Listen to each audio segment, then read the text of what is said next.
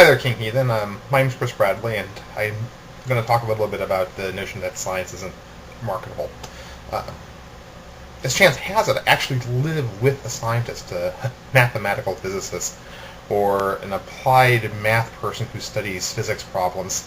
She's doing this kind of thing on the double diffusion on the core of Jupiter to explain why the core of Jupiter is the way that it is. So I know a lot of scientists, because obviously I know her, and I know all the people she works with, and the people she's worked with in the past, and the people she's met in conferences, and things of that nature. So I'm pretty familiar with it.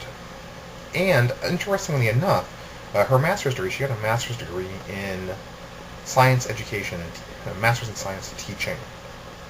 What that is it's a scientific discipline where they attempt to teach science better in classroom environments. And what they learned was that the traditional teaching methods that people use in classrooms really just don't work. I mean, they're horrible. Virtually no student, because of how they teach in the class, actually learns the material. They have to put all this tremendous, elaborate, outside effort into doing it, and that outside effort is what they learn. I mean, that's how they learn. So if you just go to the classroom and try to do the work there, you don't retain anything. So, on the other hand, and I've seen this time and time again, I've heard it time and time again, the very traditional science education people will defend very strongly the success of the system that they're part of. And this is normal, of course, to defend the system that you're part of. But they will completely deny they're not good at talking to people, but they do exactly what they say. They say, well, in 1905, Mendel discovered this, and in the 60s, Wilson and Crick, using X-ray crystallography, found out DNA, and that taught that the mechanism of genes discovered by Mendel, which was the mechanism of Darwin's evolution, was DNA. And this is very significant in all of this. And they drone on and on and on. And they do precisely what the audience, does precisely what you said they do. They just kind of go, yeah, they do. We do. We all do. It's boring when it's presented in that fashion.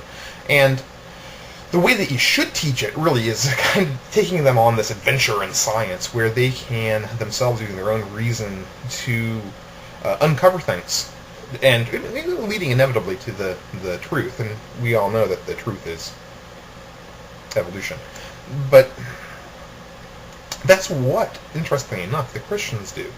They say, okay, rather than listen to these boring scientists who do their own thing, what you need to do is kind of use your own experience and intuition and knowledge to examine the situation.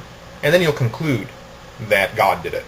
And the fault there, of course, is that the average person really doesn't have a lot of experience with this sort of thing, and so it's kind of a false